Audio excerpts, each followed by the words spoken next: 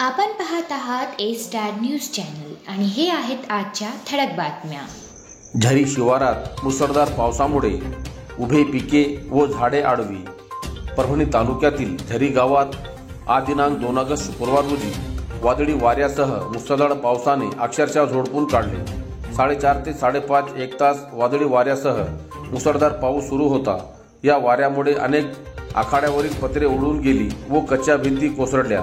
मोठमोठी झाडे उडमडून पडली. खरीप पिके वादळी वारे आणि मुसळधार पावसाने आडवी झाली. सुमारे 1 तास पावसाने झोडपल्याने शेतात मोठ्या प्रमाणावर पाणी साचले, तर ओढ्या नाल्यासह नद्यांना सुद्धा 1 तासाच्या पावसाने ओसंडून वाहू लागल्या.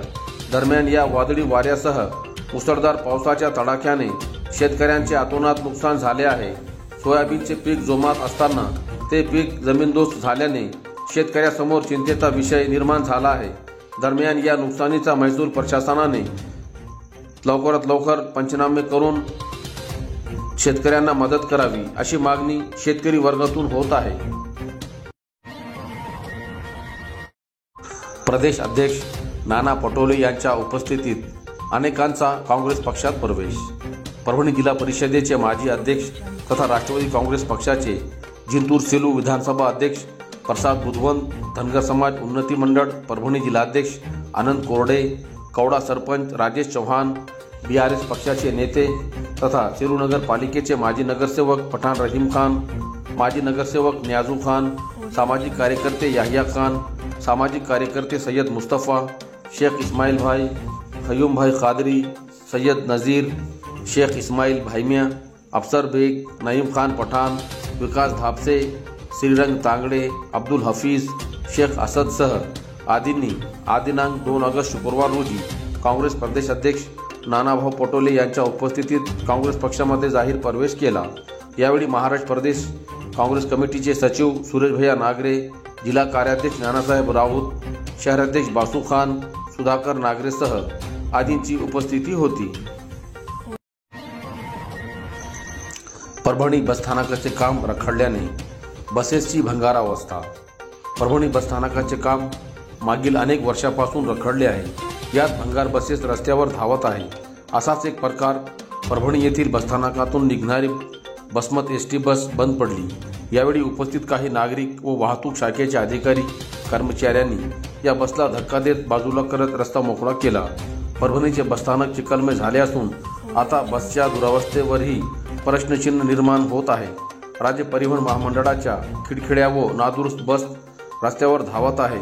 भंगार अवस्थेत असलेल्या ST बसमधून नागरिकांना जीव मुठीत घेऊन प्रवास करावा लागतो. अनेकदा महामार्गावर अशा बसेस बंद पडलेल्या दिसून येतात. याकडे वरिष्ठ अधिकाऱ्यांनी लक्ष देण्याची मागणी प्रवासी वर्गातून होत आहे. नागरिकांना सुविधा उपलब्ध करून देणे हे परिवहन महामंडळाचे कर्तव्य आहे. यावेळी वाहतूक शाखेचे अधिकारी व कर्मचारी निरीक्षक मरे, बचाटे, बालाजी कचवे, घनश्याम शिरजोशी, योगेश सानप, गारोडे, पौडसह आदी उपस्थित होते. अल्पवयीन मुलांचे नावे मतदार यादीत टाकण्याचा प्रकार थांबवा. माजी आमदार भांबळे. जिंतूर व सेलू तालुक्यातील मतदार यादीमध्ये कमी वयाच्या मुलांचे नावे, ज्यांचे वय 14 वर्ष ते 17 वर्ष आहे, ह्या वयांच्या मुलांची नावे मतदार यादीत टाकण्याचे काम सुरू आहे. ते करू नये व यादीमध्ये जे मतदार गेल्या अनेक वर्षापासून येथे राहतात त्यांची नावे कमी करत आहे, ते नावे मतदार यादीत कायम ठेवण्यात यावेत. जिंतूर व सेलू तालुक्यातील सध्या निवडणूक आयोगाचा मतदार नाव नोंदणीचा कार्यक्रम सुरू आहे.